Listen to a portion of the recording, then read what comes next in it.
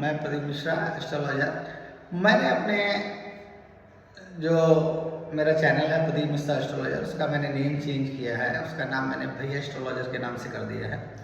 और काफ़ी दिनों से मैं व्यस्तता के कारण मैं नहीं बना पाया, कुछ ऐसे रीज़न से कि वीडियोस नहीं डाल पाया।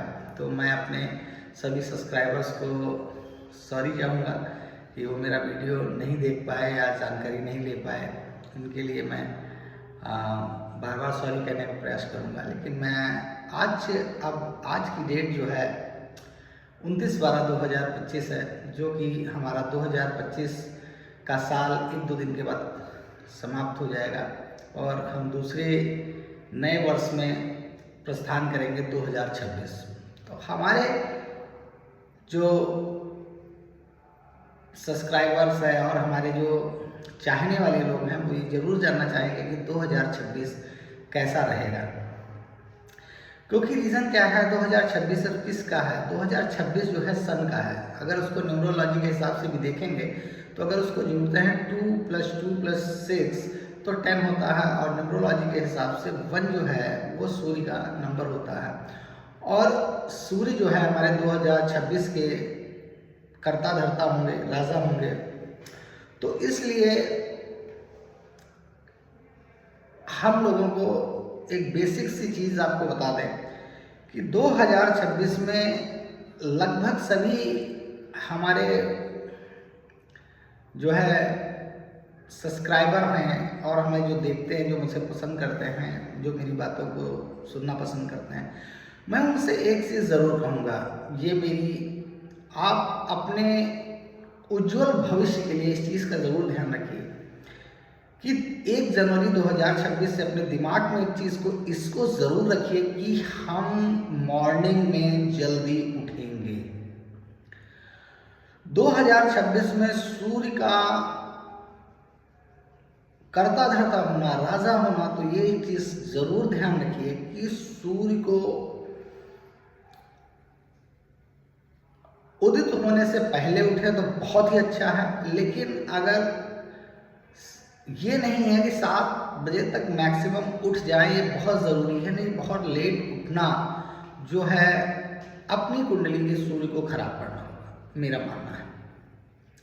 अब जो हमारे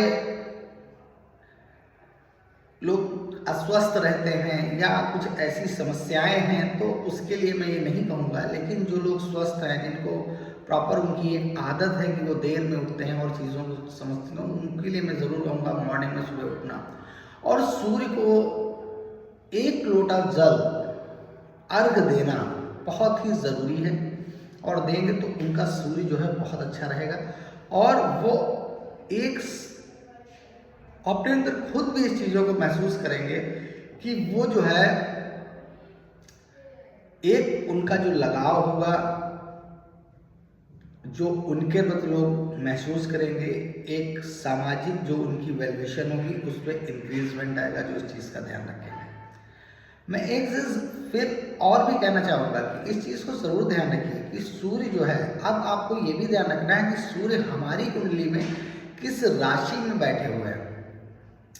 अपनी मित्र राशि में है कि अपनी शत्रु राशि में है कि नीच राशि में बैठे हुए हैं कि अपनी स्वयं की राशि में बैठे हुए हैं। इस चीज़ को ध्यान रखना बहुत ही ज़रूरी है, क्योंकि सूर्य जिसकी अपनी राशि में, उनकी अपनी स्वयं की राशि सिंह राशि है, जो कि उनकी स्वयं की राशि है। और सिंह राशि ऐसे आप समझ सकते हैं जैसे अपना घर, तो अपने घर में कोई भी है तो बहुत ही अच्छा महसूस करता है।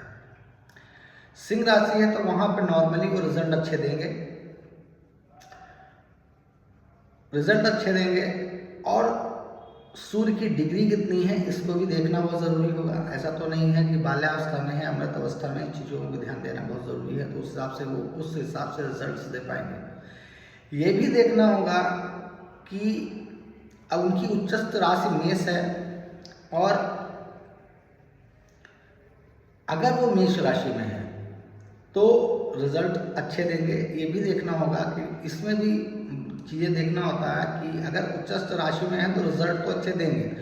डिपेंड करता है कि ऐसा तो नहीं कि वो 6, 8, 12 में चले गए हैं जिससे उनके रिजल्ट में थोड़ा सा प्रभाव पड़ जाएगा। देखिए 6, 8, 12 हमारी एस्ट्रोलॉजी में लोग आपने सुना होगा, पढ़ा भी होगा का मतलब इसको बुरा भाव कहते हैं, लेकिन इसके तरीके बुरा भाव डायरेक्टली ऐसे नहीं कहा जा सकता। कई तरीकों से इन भावों का बहुत एक्सप्लेनेशन किया जा सकता है कि 6, 8, 12 एक अपनी जगह पर ग्रह हैं भाई। 6, 8, 12 रोग शत्रु का होता है, और ऐसे अष्टम भाव जो है मृत्यु का होता है, 12 हाउस व्यय और अदालत, इन सब चीज़ों का होता है। इसको भी, लेकिन उसको विदेश यात्रा से भी देखा गया है, कई पॉजिटिव भी चीज़ें हैं। अब जैसे अगर 12th हाउस में शुक्र विराजमान हो तो ये मान के चले ऐसा जातक बहुत लग्जरी लाइफ जीता है, विदेशों की यात्राएं करता है। अब यहाँ पे एक चीज़ और देखेंगे कि अगर वहाँ पे शुक्र 12th हाउस में बैठे हुए हैं तो एक चीज़ ये भी देखनी होगी कि वहाँ पे अगर 12th हाउस में शुक्र है तो वो खर्चा कब कर पाएगा। खर्चा तभी करेगा जब उसके पास पैसा होगा। तो यहाँ पे दो चीज़ों को देखेंगे। ऐसे लोग जो है जीवन को बहुत अच्छा जीते हैं। मैंने कई कुंडलियाँ देखी हैं तो उसमें मैंने ऐसे प्रभाव देखे, ऐसी चीज़ों को देखा हुआ। लेकिन यहाँ पे मैं बात सूर्य की कर रहा हूँ। तो जो 2026 हमारा साल है वो साल जो है सन का है, तो इसलिए मैं ज़रूर कहूँगा आप अर्ली मॉर्निंग उठिए, उनको एक लोटा अर्घ जरूर दीजिए। उसमें आप रोली डाल सकते हैं, अक्षत डाल सकते हैं, आप हल्दी डाल सकते हैं, फिर उसको आप ज़रूर दीजिए और जल्दी उठने का प्रयास करिए। मेरी एक बात और है, सूर्य अगर शत्रु राशि में है तो इस चीज़ को ज़रूर ध्यान रखिए।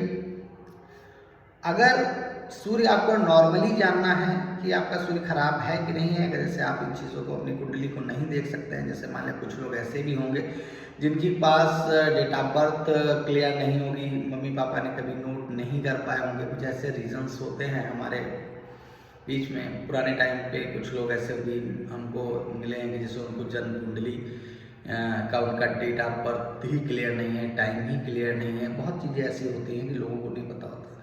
तो देख लीजिए, अगर सूर्य आपके खराब होंगे तो कहीं ना कहीं आपके पिता और पिता तुल्य लोगों से रिलेशंस उतने अच्छे मेंटेन नहीं होंगे।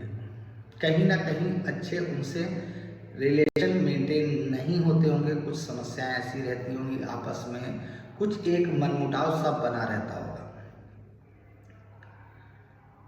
इसलिए मनमुटाव बना रहता होगा अपने से, मतलब फादर तो इम्पोर्टेंट है ही है। अगर मान लिया जिसके फादर एक इन केस नहीं है या किसी भी कारण से वो दूर रहते हैं, तो दूर भी रहते हैं तब भी आपको मनमुटाव दिखेगा, और अगर आपके नहीं है तब भी आपको मनमुटाव दिखेगा, आप मतलब पिता तुल्य लोगों से। तो इस चीज़ को भी देखना बहुत ज़रूरी है। और अगर ऐसे लोगों को ऐसे कुछ लक्षण दिखते हैं आपको अपनी कुंडली में, तो ऐसे लोगों को सूर्य के लिए अर्घ देना बहुत ज़रूरी है। सूर्य की आप ओम घृणी सूर्याय नमः कर सकते हैं, एक मंत्र अर्घ देते हुए बोल सकते हैं। और चीज़ों को देखिए कि आपके कुंडली में अगर आप ये रूटीन काम करते हैं, मॉर्निंग में जल्दी उठना, तो आप समाज में देखेंगे आपकी वैल्यूएशन इंप्रूव होगी, आप परिवार में देखेंगे आपकी वैल्यूएशन इंप्रूव होगी, और एक समाज, आप जहाँ भी जॉब करते हैं, ऑफिस, एनी अदर जो भी जिसका डिपार्टमेंट होगा, वहाँ पे देखेंगे कहीं ना कहीं आपकी वैल्यूएशन को लेके इंक्रीजमेंट होगा। आप खुद महसूस करेंगे, आप अपने अंदर एक अलग महसूस होगी आपको। इसलिए मैं आप लोगों से निवेदन करूंगा कि इस बार जो हमारा 2026 का वर्ष है, इसको आप सूर्य से रिलेटेड जरूर रेमेडीज करें। अगर नीच के हैं या शत्रु राशि में बैठे हुए हैं तो इस चीज़ को आप ज़रूर देखिए। लेकिन मेरा एक सबसे इम्पोर्टेंट इसमें है सूर्य को अच्छा करने के लिए कि मॉर्निंग में आप जल्दी उठिए, और अगर आप उसमें जल्दी उठते हैं तो आपको ये परिवर्तन 1 महीने के अंदर बहुत अच्छे से दिख जाएगा कि आपके अंदर क्या चेंजेस हो रहे हैं, आपको समाज में क्या चेंजेस दिख रहे हैं। आपको ये फील खुद ही महसूस होने लगेगा कि आपको ये पता चल जाएगा कि हमारे अंदर क्या चीज़ें चेंज हो रही हैं। और सूर्य की रेमेडीज के लिए आप अपने बड़ों का सम्मान ज़रूर करिए, जो पिता तुल्य हैं, उससे भी रिजल्ट्स मिलेगा। अगर आपको समय नहीं मिल पाता कोई भी ऐसे रीज़न से, तो जो आपसे आपके बड़े हैं उनका सम्मान जरूर करिए, उनसे रिलेशंस अच्छे रखिए।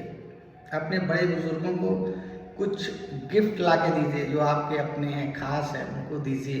तो आपके अंदर देखेंगे ये वर्ष आपका बहुत अच्छा जाएगा।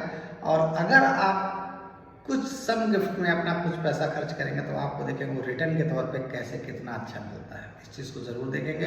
ये चीज़ भैया एस्ट्रोलॉजर उर्फ प्रदीप मिश्रा एस्ट्रोलॉजर का जरूर ध्यान रखिएगा, मैं आपको बता रहा हूँ इसको ध्यान रखिए।